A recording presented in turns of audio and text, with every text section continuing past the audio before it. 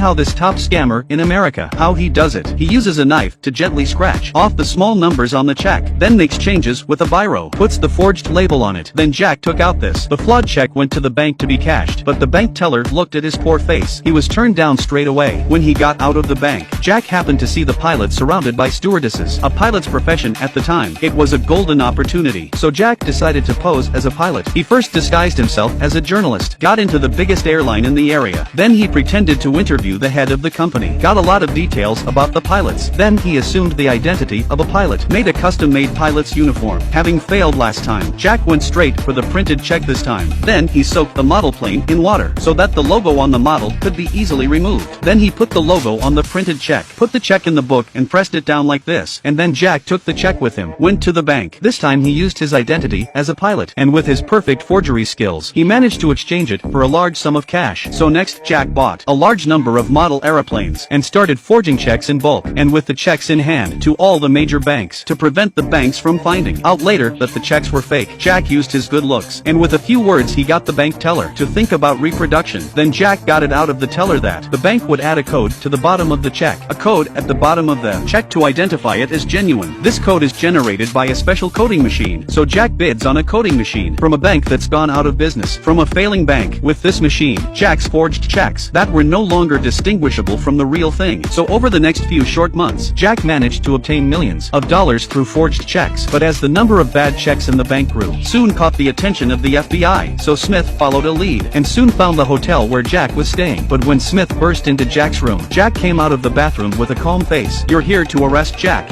aren't you? Sorry you're late. My partner had just escorted him out." At this point Smith was confused by Jack.